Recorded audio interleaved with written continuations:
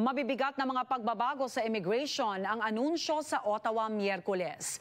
Kabilang po ang muling pagbabawas sa bilang ng mga tatanggapin na international students sa bansa sa susunod na taon. May report si Paula Saraza.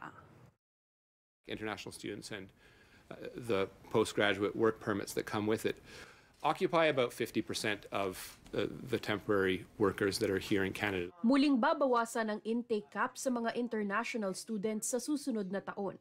Ito ang anunsyo sa Ottawa Miyerkules. Mula sa 485,000 na target ngayong taon, 437,000 study permits na lamang ang planong ipamahagi ng Canada pagdating ng 2025. Target na nais panatilihin ng gobyerno hanggang 2026. This is a turbulent year for post-secondary institutions. I certainly acknowledge that.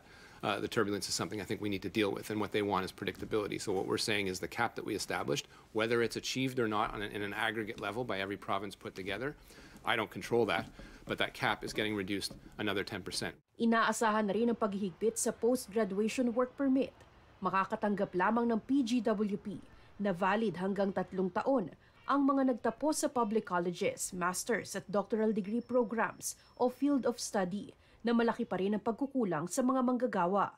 At simula Nobyembre, required nang magsumite ang mga PGWP applicant ng Canadian Language Benchmark o CLB Level 7 para sa mga nagtapos sa university at CLB Level 5 sa mga nagtapos sa kolehiyo. We know that people that can speak the language are better equipped to succeed in Canadian society.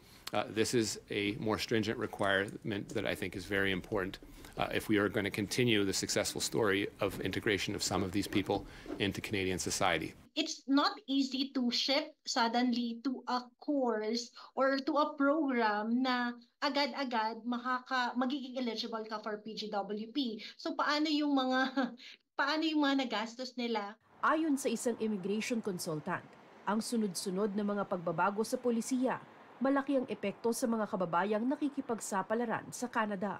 Pagkatapos ng announcement nila ay ang daming nag-react at tumawag sa amin kasi nga nagulat sila at hindi nila alam kung paano i-navigate yung changes.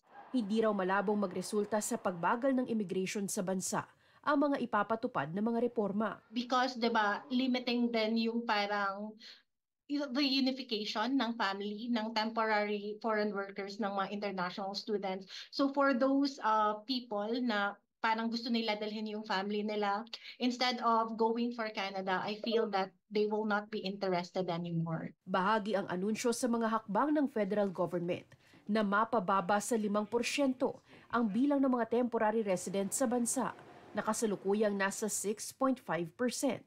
Kabilang ang ipapatupad na reforma sa Temporary Foreign Worker Program sa September 26. The Temporary Foreign Worker Program is an accordion. It's meant to flex with the economy.